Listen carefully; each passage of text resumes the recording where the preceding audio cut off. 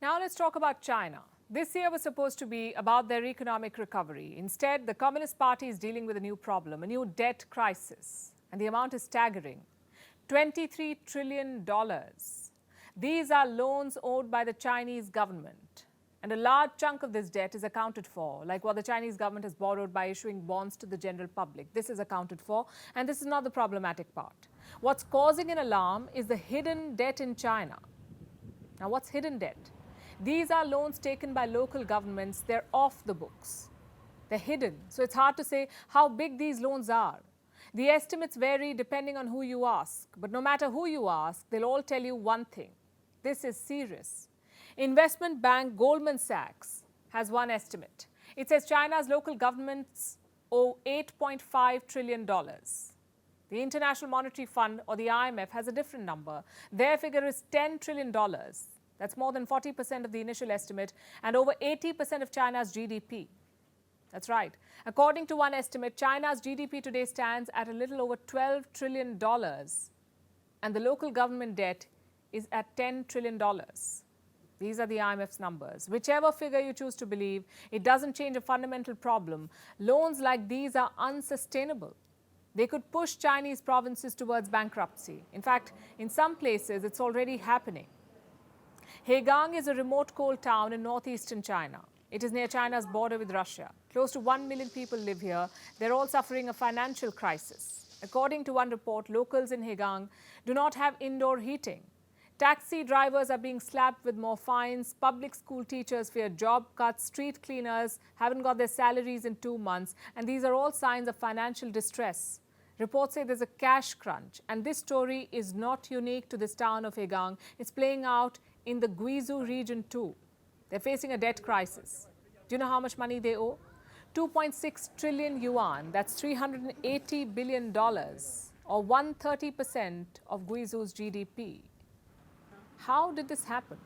How did a province borrow so much money without any checks and balances? Like I said, it was done off the books. In China, you have something called LGFVs. That's local government financing vehicles, LGFVs. And what are these? These are basically private companies. These are companies created by local officials just to borrow money. This is a way to bypass the official channels. And it serves two purposes. One, the debt doesn't show up on the official balance sheets. And two, there is no limit on how much money you can borrow. So these local governments keep raising more cash. And now that debt pile is crushing them. It's hard to say how many provinces are in distress, but reports mention some very frequently, like Guizhou, Henan, Heilongjiang, Hubei, and Guangdong. All these provinces are in debt distress. Either their provincial governments have loans to pay, or specific cities there are under strain. Either way, it's bad news for Xi Jinping. Bankrupt provinces is the last thing the Chinese president needs. Earlier this year, he asked officials to rein in debt. In fact, let me quote from a speech that was published in a Chinese journal. This is what he said. It's necessary to consolidate the responsibility of provincial level governments to prevent and resolve hidden debts, increase efforts to dispose of outstanding hidden debts, optimize the maturity structure of debts, reduce the interest burden, steadily promote the unified supervision of local government hidden debt and on-the-books debt, and resolutely curb the increase of hidden debt. These are Xi Jinping's words. He wants to double income levels in China by 2035, but these hidden debts will come in the way. Any debt distress poses a risk for Xi Jinping because it will impact the middle class. It could widen the gap between the rich and the poor, and that in turn would threaten social stability and pose a challenge to the rule of the Communist Party. Can China control this crisis before it blows in its face? Well, knowing them, they'll first try to control the narrative and scrub off such reports. The chip war is a fight to control the future. The US wants to deny China the upper hand, but Washington is losing ground to Beijing in another battleground. That's currency. Countries across the world are ditching the US dollar. Tonight, we want to tell you about how it's playing out in West Asia. Iraq has become the latest country to dump the US dollar. Iraqis are now banned from dealing in the greenback. The announcement was made last week. Iraq's Interior Ministry issued a statement. It was a message for all citizens of Iraq. Listen to this. The dinar is the national currency in Iraq. Your commitment to transact in it instead of foreign currencies boosts the country's sovereignty and economy. So currency has now become a matter of nationalism. But why were Iraqis relying on the dollar in the first place? Well, this is a trend that dates back to the 1990s. It began with the Gulf War in 1991. It was followed by UN sanctions. And then, more than a decade later, the US invaded Iraq. All of this damaged the Iraqi currency, the dinar. It lost value with each conflict and finally collapsed when the Americans invaded some 20 years back. Just to give you an idea, $1 was worth 4,000 Iraqi dinars. So the war killed the Iraqi currency. After the war, the US established a stranglehold on the country, and the US dollar became the de facto currency of Iraq. America also helped establish the Central Bank of Iraq. But this is a cash-dependent economy. According to the World Bank, just 26% of Iraqi companies use the formal banking system, only 26%, about a quarter of them, and 98% of Iraq's companies pay their employees in cash. And since Iraqi dinar lacks value, the US dollar is used to make those payments. But the past few months have been turbulent. America has restricted Iraq's access to dollars. And why is that? To curb money laundering. Washington says dollars from Iraq are being funneled to Iran, Syria, and Lebanon. So the Americans limited the supply. This led to a cash crunch in Iraq. With fewer dollars to go around, the Iraqi dinar lost more value. Suddenly, people of Iraq had fewer dollars to use, so they jacked up the price. Officially, $1 was worth 1,460 Iraqi dinars, but on the street exchanges, it was selling for more than 1,700 Iraqi dinars, a single US dollar. You know what that means? When your currency is worth less, goods become more expensive, prices shoot up, inflation rises.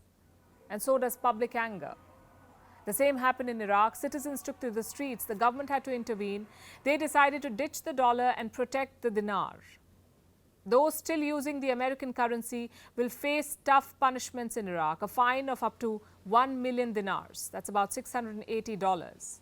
Repeat violations could lead you to jail. Businesses could lose their license. So Iraq's shift away from the dollar is out of necessity. It also shows how America controls the country 20 years after the invasion. It can cause economic havoc just by limiting the flow of dollars. Iraq's neighbors are watching all of this and exploring alternatives for themselves. In other words, they're all exploring de-dollarization. Last year, Saudi Arabia made an announcement. It would sell oil using different currencies like the euro and the Chinese yuan. Earlier this year, the UAE began talks with India to settle non-oil bills in Indian rupees. Since 2021, the UAE has been part of a pilot project too, a project run by the Swiss Bank for International Settlements. This is about making cross-border payments. It may allow nations to bypass the US dollar. Thailand and China are also part of this project. Long story short, every country worth its salt is looking for alternatives, and the writing is on the wall for the US dollar. It is losing ground. Meanwhile, the chip war is intensifying. It's the US versus China. Today, China fired a salvo, its first major strike, really. China has banned an American company, a memory chip giant called Micron Technology. On what grounds? China says it poses a national security risk, so it has banned the chips from key infrastructure projects. And what is America's response? It says China's actions and accusations have no basis in fact, but observers see it for what it is. It's a tit-for-tat move from Beijing. Remember, Washington has been trying to curtail China's computer chip industry for a while now. The campaign is being led by US President Joe Biden. He's been urging allies to counter China's chip dominance, and now China has fired back. What does it mean for the company, for the chip industry, and for the world? Our next report explains. The US-China chip war. It's one of the battlefields where the world's two biggest economies are trading blows. The fight is over advanced computer chips and the ability to make and use them. Over the past year, Washington has been on the attack. It blocked China's access to chip-making equipment and urged allies like Japan and South Korea to restrict chip sales. Overall, the US has been tightening the screws. But yesterday, China struck back. It announced a ban on US giant Micron technology. Micron's products cannot be used for key infrastructure in China. And what constitutes key infrastructure? Whatever Beijing wants. China has loose definitions which help it exploit situations like this. But observers say that Micron chips will be banned in sectors ranging from telecoms to transport and finance. How is China justifying this ban? By saying that Micron failed its network security review and that Micron's products are a threat to China's national security. I want to stress that the relevant review is to prevent cybersecurity issues of the product from endangering the security of key national information infrastructure.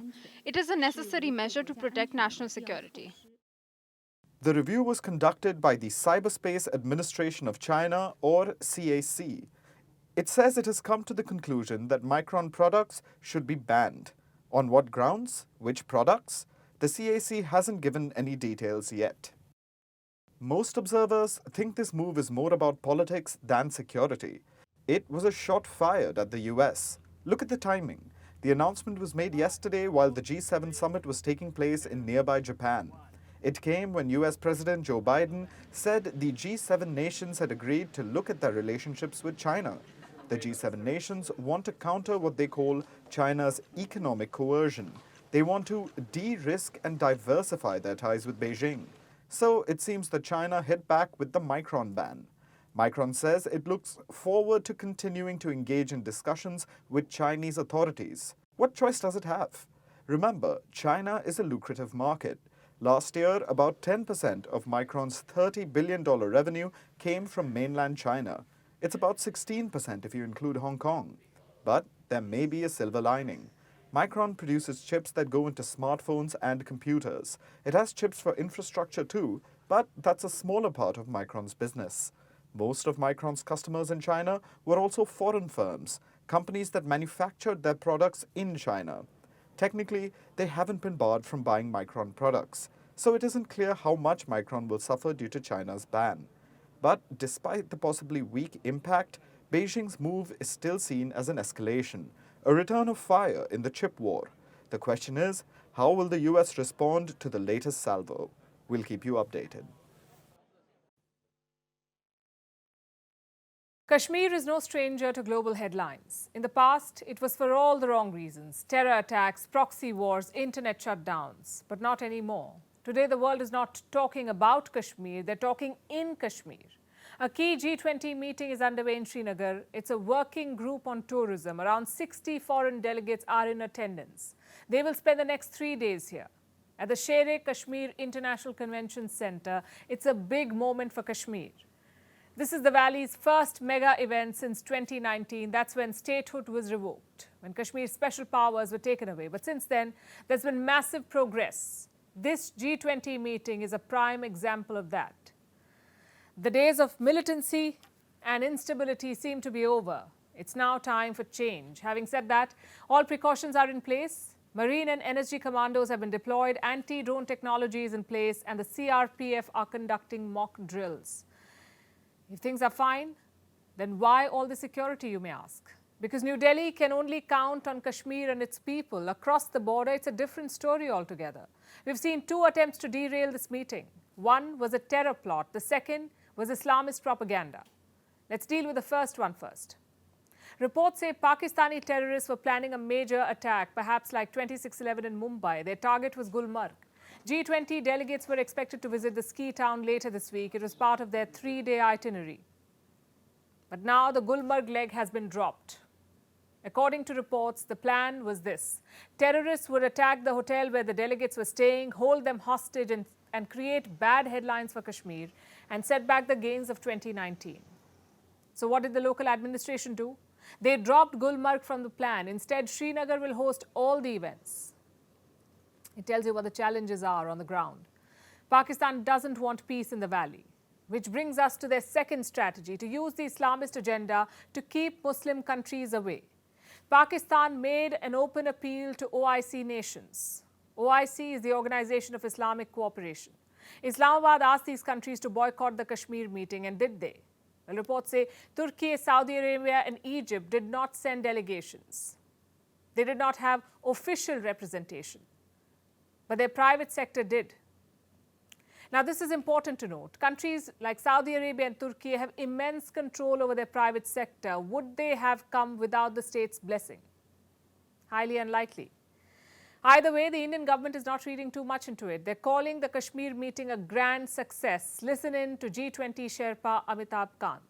We view tourism as both a public and a private sector activities. All countries except China are participating here. Let me say that the tourism working group meeting in Kashmir has had an overwhelming response. Normally in any meeting anywhere, 4 to 5 countries do not come for various reasons because they are invited countries also. So it's not that some country is not coming here doesn't mean that he's become an enemy of ours. Don't take it to that level. So to sum up, here's what happened. Pakistan tried hard to derail this summit, first by plotting terror attacks and then by appealing to Muslim countries, but both plans flopped. Bangladesh sent representatives to Kashmir. So did Nigeria, Indonesia and the UAE. All 4 are Muslim countries. They're also all members of the OIC. These countries saw and understood what Pakistan and China could not. That Kashmir has changed. That Kashmiris themselves won this summit. In fact, I have some numbers for you. Last year, 18 million people, 18 million tourists visited Jammu and Kashmir. That's the highest ever. Kashmir also got its first foreign investment. Dubai's Emaar Group is investing $60 million. They're building a shopping complex in Srinagar. How was all of this possible? Because Kashmir's security situation has improved. There were more than 400 terror attacks in 2018. By 2021, it was less than 250. And all of this shows one thing. Kashmir is on the path to peace and prosperity. The G20 meeting is meant to celebrate that, to highlight how safe and exciting Kashmir has become. It's not some bullet point on the OIC's agenda, nor is it the Pakistani deep state's playground anymore. Today's Kashmir wants to host global events, not to become the topic at global events. It's been a busy weekend in the world of diplomacy. The G7 summit took place in Hiroshima. They had a last-minute guest, Ukraine's President Volodymyr Zelensky. The Quad leaders met in Japan. Their summit in Australia was cancelled because Biden had to rush back home. He's navigating a debt ceiling crisis. Then Italy's Prime Minister had to cut short her trip too. Her country has been hit by floods. She returned, but not before telling the Canadian Prime Minister to stop mansplaining. That's a story for another day. Tonight, let me tell you about one leader who's been making strides, India's Prime Minister Narendra Modi. He's on a 3-nation tour and halfway through it. Today, he was in Papua New Guinea. It's a tiny Pacific island that's now making international headlines. Modi's visit began on a unique note. Let me show you what it looked like.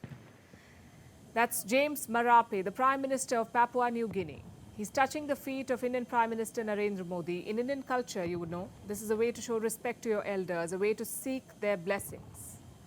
But it's not something you see heads of state do in public. So this was a special gesture.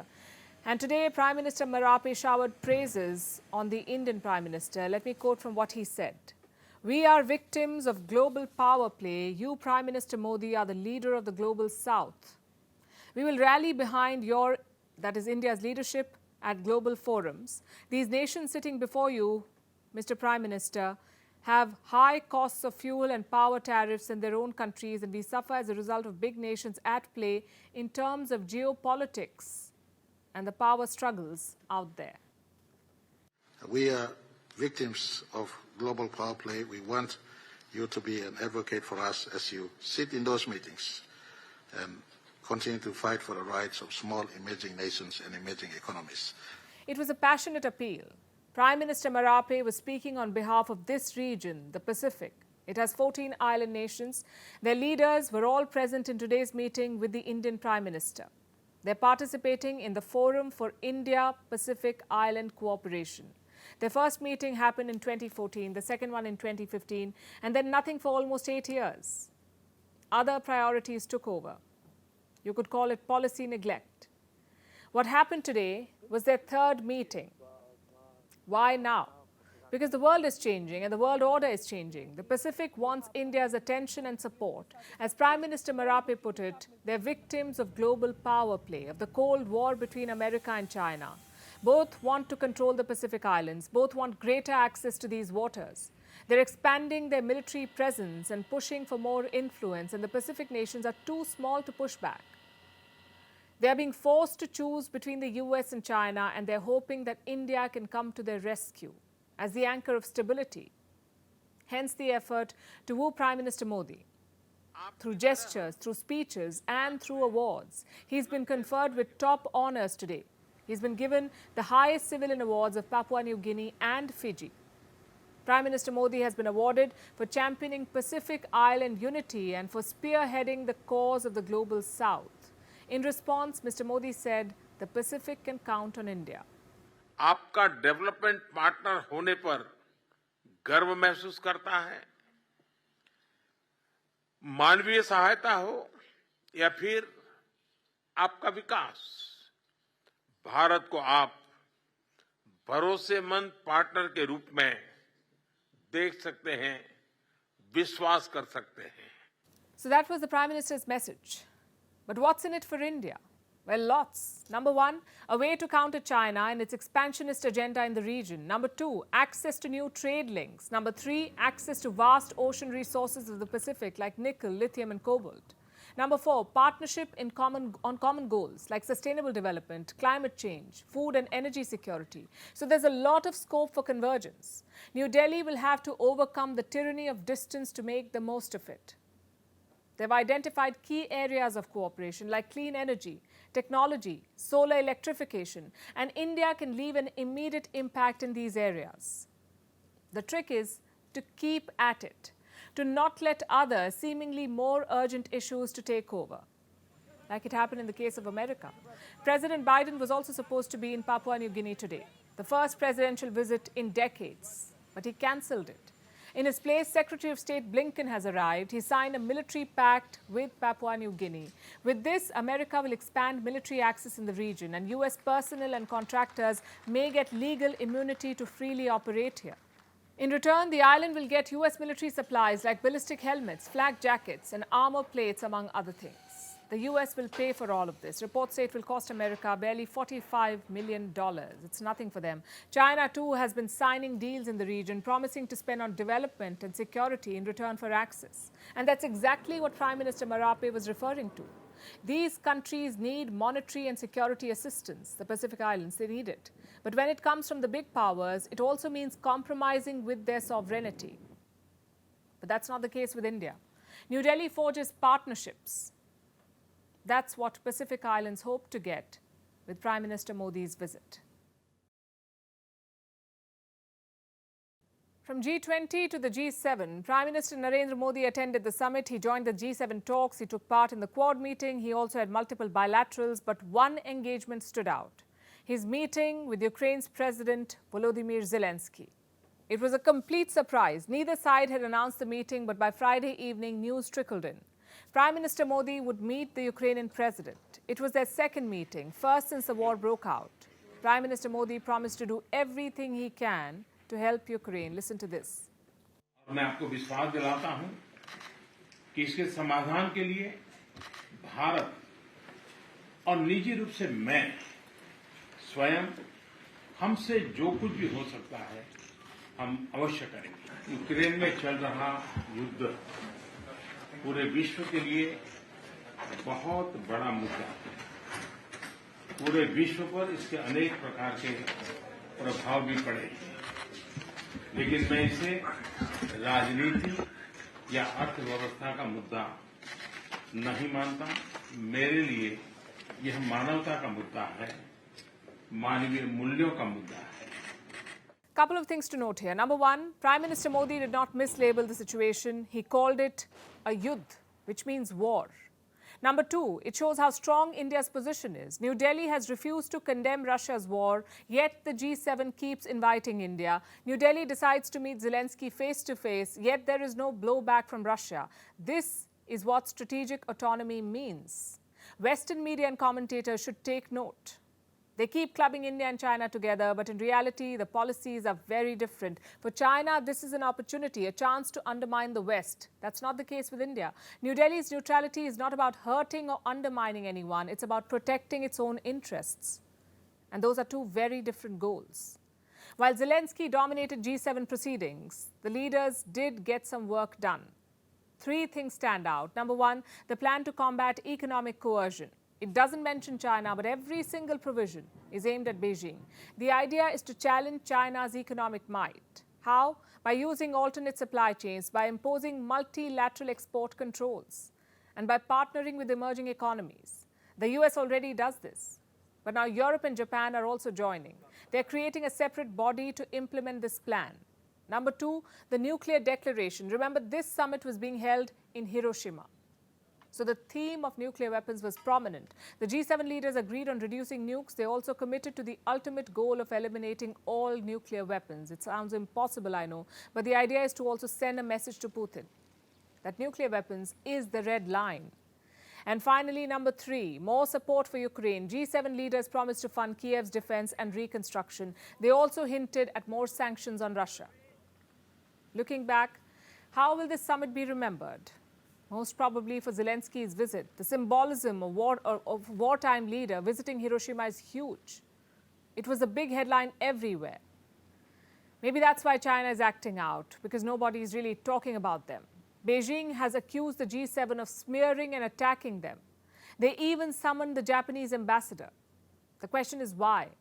Well, what else was China expecting from the G7? Their joint statement calls out China on many fronts. The use of force in the South China Sea, the situation near Taiwan, and the human rights crackdown in Tibet and Xinjiang. It was explicit criticism. Let me, in fact, give you an example. There is no legal basis for China's expansive maritime claims in the South China Sea, and we oppose China's militarization activities in the region. UK's Prime Minister Rishi Sunak went one step ahead. He called China the biggest threat to the current global order. Listen to this. First of all, just recognizing the systemic challenge that China poses to the world order. I think it's the only country with both the means and intent to reshape the world order. Its behavior is increasingly authoritarian at home and assertive abroad. China has criticized that statement too, and their fear is understandable. Beijing's entire strategy is based on two moves: to dominate the global supply chains, to make itself indispensable to other countries, and to divide the Western world, to ensure there is no consensus on policy. But looks like the G7 has realized this strategy, and they've roped in emerging economies to diversify supply chains. They've also unveiled united policy on economic coercion. On paper, these are all welcome moves. But as always, implementation will be key. And now it's time for Vantage Shots, images that tell the story. Starting with the Philippines, a massive fire broke out at the Manila Central Post Office. The structure was built in the year 1946. It's considered a national landmark. The fire has done some serious damage to the building. Meanwhile, one of Mexico's most active volcanoes is spewing ash and smoke. This affected flight operations in the region. And a SpaceX rocket ship is heading to the International Space Station. The team going to space includes a female astronaut from Saudi Arabia. She's the first Arab woman astronaut to go to the ISS. And finally, what makes the 22nd of May significant? We're taking you back in history to 1980. On this day, Pac-Man was released, a popular Japanese arcade game. It's been played for over 5 million hours worldwide. The game was created by game designer Toru Iwatani. Fun fact, he got the idea when he removed a slice from a pizza. We leave you with that. Thanks for watching. We'll see you tomorrow.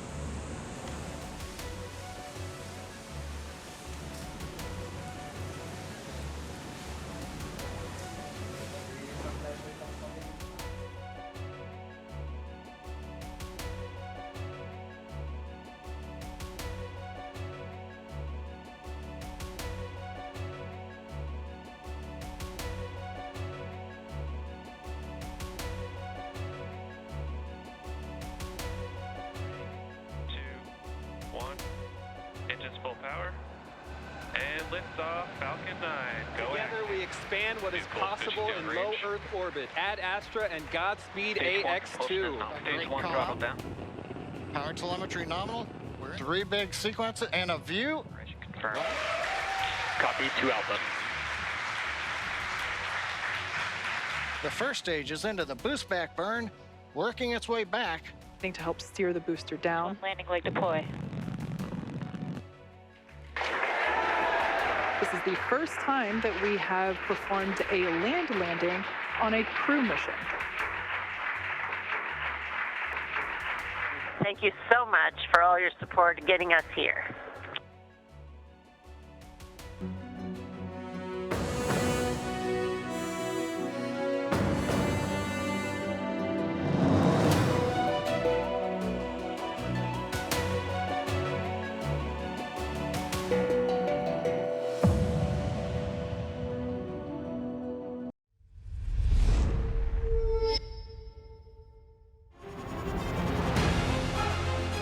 Email exchanges from inside the BBC, they talk about the risk of violating Indian laws. It's easier to rake up the freedom of speech debate, but does it give anyone a free pass to knowingly violate the law? America supports India because it needs India's support in return. And India is working with the US because it suits India's interests. This is how geopolitics works. Last night, he diffused a crisis with his defense minister. But today, Netanyahu was confronted with a new problem. His cabinet seems to have rebelled against him. The UK is looking at the Indian subcontinent to fill its coffers. That India seems to be negotiating from a position of power, like a partner and not a former colony.